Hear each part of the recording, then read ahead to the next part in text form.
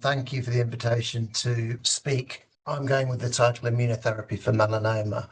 And it's nice sometimes to think about the background, certainly when I was at medical school and I think training as an oncologist, that pretty much all metastatic solid tumours were regarded as being incurable, with a few exceptions, germ cell tumours, for example. And that was sort of the received wisdom.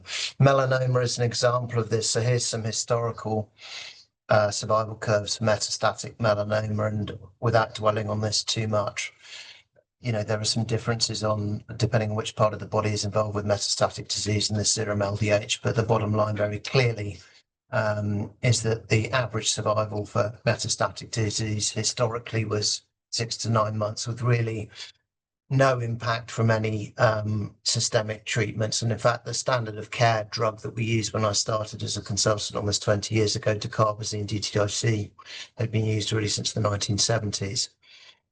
So cancer in the immune system, and very simplistically on this cartoon,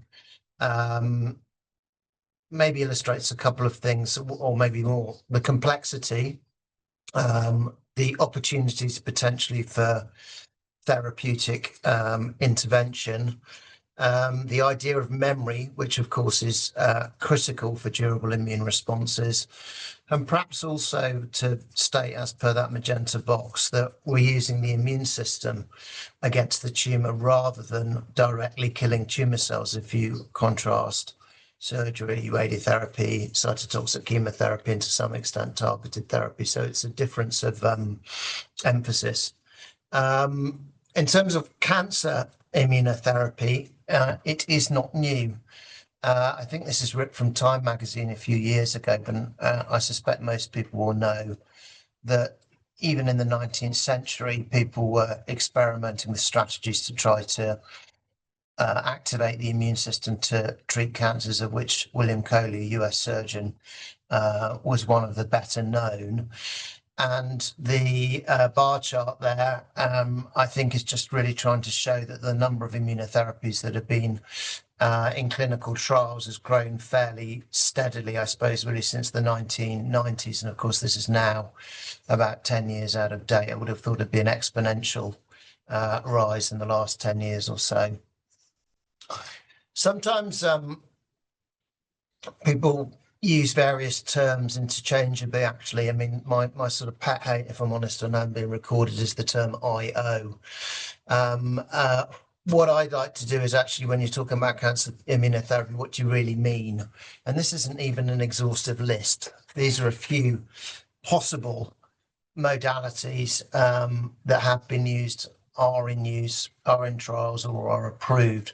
So again, it's not monolithic. There's lots of different possible strategies. I'm really going to focus on cytokines and immune checkpoint inhibitors. Now, immune checkpoint inhibitors, I guess, is what has grabbed all the attention over the last 10 or 15 years. But I like to show this contrast, really. The blue blob in the middle is a T cell. Cytokines like interferon and interleukin-2 have actually been used historically, really since the 90s, to try to treat cancer, really with limited success. Best examples really would be metastatic melanoma and metastatic kidney cancer, but giving interleukin-2 is toxic. And really, the patients who are getting benefit is not more than 5 or 10%, who tend to be those who've got good biology disease in the first place. Contrast immune checkpoint inhibitors there at the bottom, and Lucia's actually already done the introduction here. But the idea is, if you like, taking a break off the immune system, and that's a very common way that people try to characterize what these drugs are doing. Again, this is a T cell in the middle of the slide, and I just want to make the point here that there's a lot of checkpoints, inhibitory and activating. And in fact, particularly Big Pharma has made a lot of effort, spent a lot of money in the last 10 or 15 years looking at blocking antibodies and agonistic antibodies as well in the case of activating receptors. But in terms of drugs that have had clinical approvals to treat cancer, really it's dominated by PD-1, PD-L1 and CTLA-4.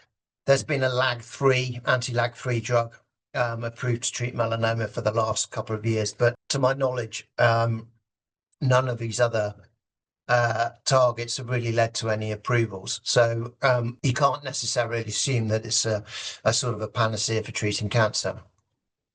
Other bit of background here is worth knowing if you don't already, which is that the Nobel Prize in Physiology or Medicine 2018 was awarded to Jim Allison and Suko Honsho, shown here. And if you can read that citation at the bottom, the discovery of cancer therapy by inhibition of negative immune regulation. So everything we've seen in the clinic has been squarely, as ever, based on scientific innovation. So what about the clinic? Well, the first drug that we had to treat melanoma really was ipilimumab, which is an anti-CTLA-4 monoclonal antibody. Actually, some of the initial trials were a little bit difficult to interpret. But what became clear with time, and this is a pooled analysis of patients treated with IPI, is this idea of the tail on the curve. It's metastatic melanoma, overall survival, about 2,000 patients treated with IPI. And I would note a couple of things. First of all, that curve flattens out around the 3-year time point, 36 months.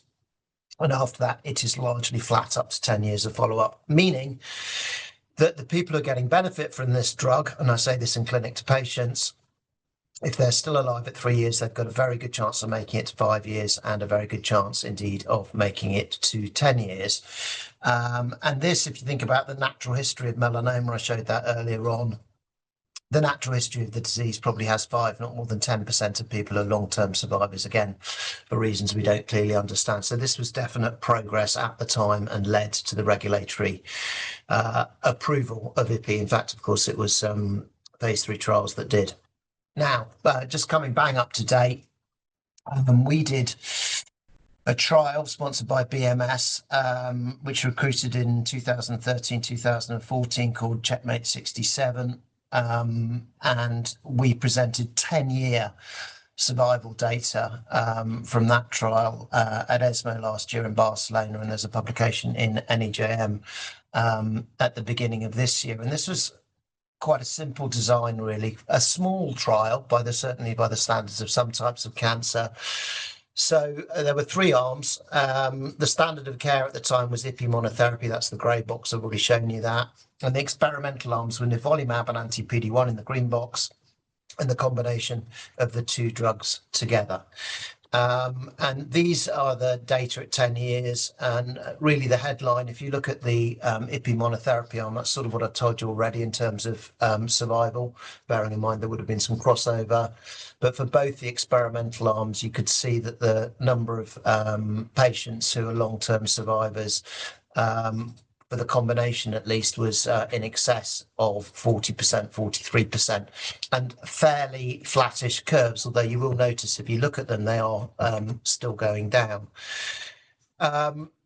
We then analysed melanoma-specific survival, not something that had been done very often, as you might imagine, in melanoma, because, of course, people tended to die of melanoma quite quickly. And so now what we're looking at is taking out, effectively, the people who have died who have other causes. And you can see that landmark 10-year melanoma-specific survival is over half, 52% of people are still alive, with the median not reached, I guess, by definition.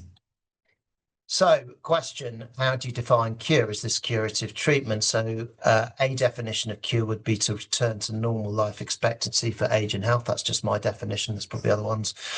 So I think if we're being formal about this, we can't really say that checkpoint inhibitors are curative for metastatic melanoma because the drugs have only been used for 10 or 15 years.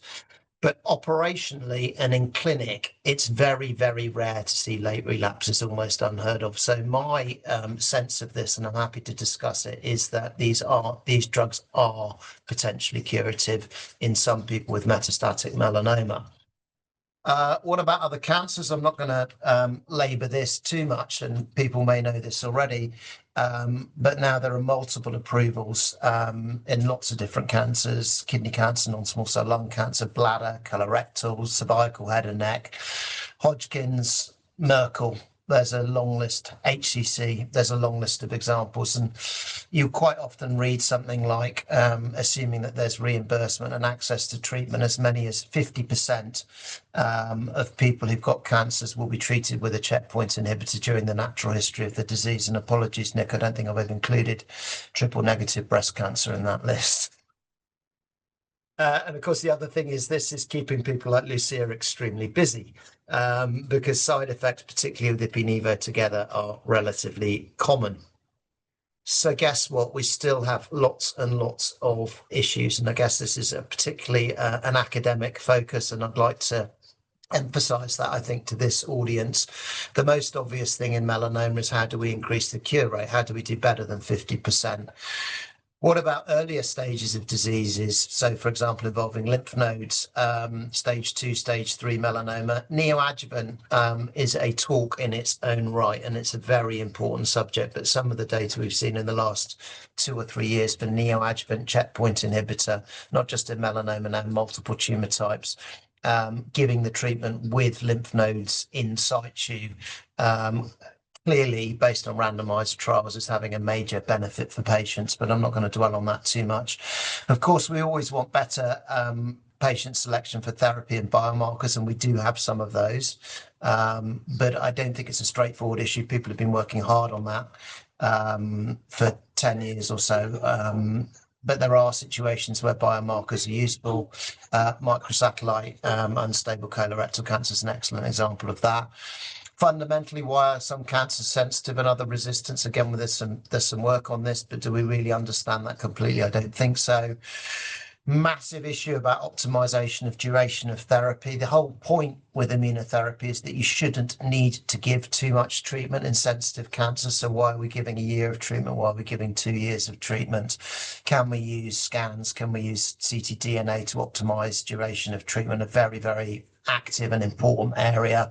And I certainly think in people who've got very sensitive disease, they may not need much treatment at all. Certainly over the years, I've treated lots of people with melanoma. They've only ever had 1 or 2 infusions. We've stopped for side effects and they've been cured.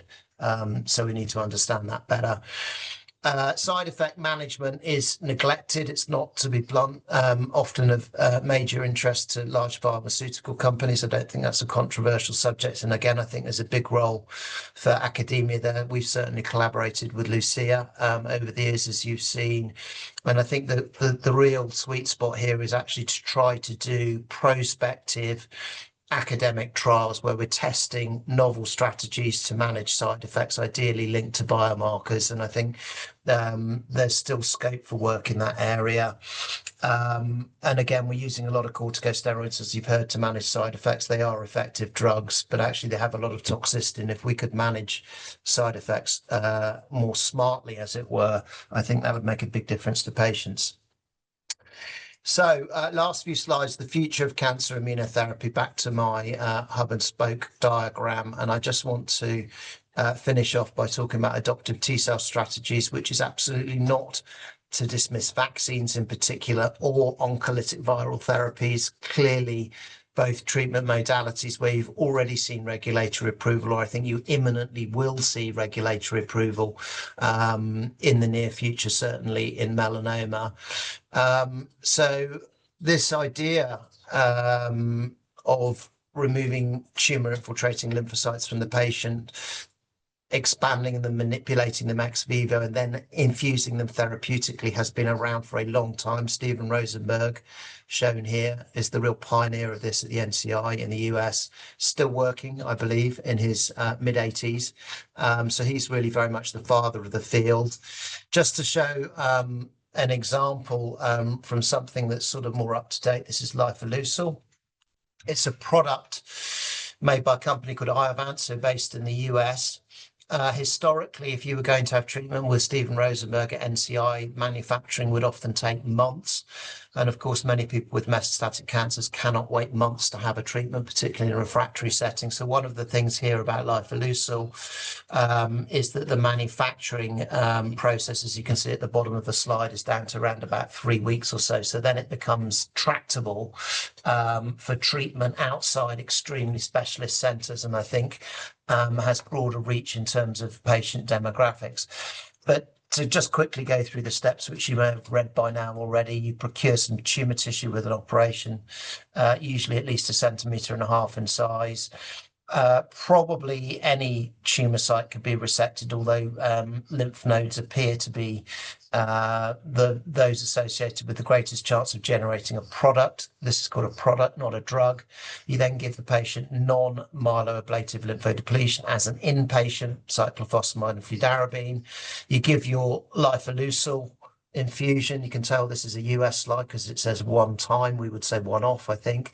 And then you give up to 6 doses of interleukin-2. So the patient ends up being in hospital for the second part of this, usually for around 2 weeks or so. It's heavy going, as you might imagine, having high-dose interleukin-2. Patients need to be fit, have good organ system function, generally not have brain metastases where we don't really have safety data. And then meanwhile, in that box at the bottom, the product has been generated and you're infusing it back into the patients.